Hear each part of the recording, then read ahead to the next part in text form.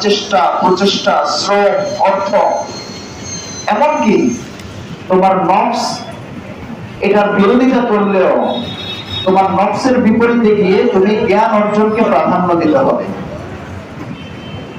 যদি এটা করতে পারো তাহলে জ্ঞান সামান্য পরিমাণে হলেও তোমাকে দেখা দিবে।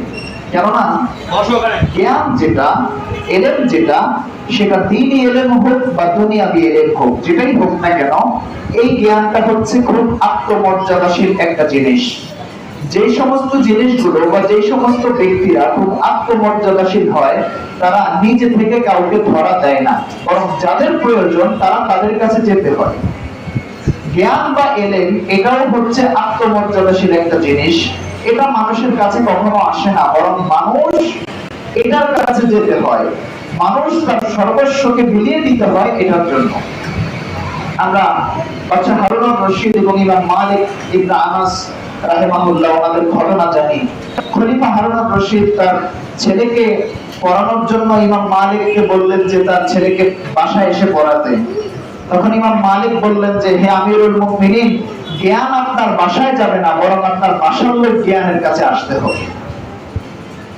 সুতরাং এলেম তোমাকে ধরা দিবে না, তোমাকে এলেমকে ধরে নিতে হবে।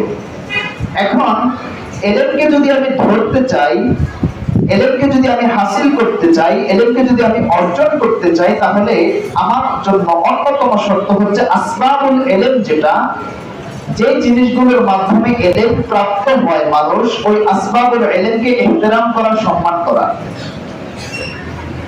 আসবাবুল এলেম বা এলেম পাওয়ার যে মাধ্যম, এলেম পাওয়ার মাধ্যমের মধ্যে অন্যতম এবং প্রধান একটা মাধ্যম হচ্ছে যাদের থেকে এলেম আমরা হাসিল করি, অর্থাৎ ওস্তাদবৃন্দ।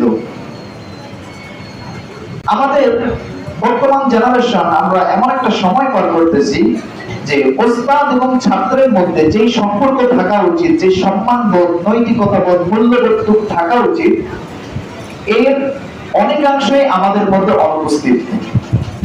আফসোসের বিষয় হচ্ছে যে এই বিষয়গুলো যদি জেনারেল শিক্ষিত যারা বিশেষ করে স্কুল এবং কলেজে পড়াশোনা করে তাদের মধ্যে যদি থাকতো, তাহলে বিষয়টাকে মেনে নেওয়া যেত।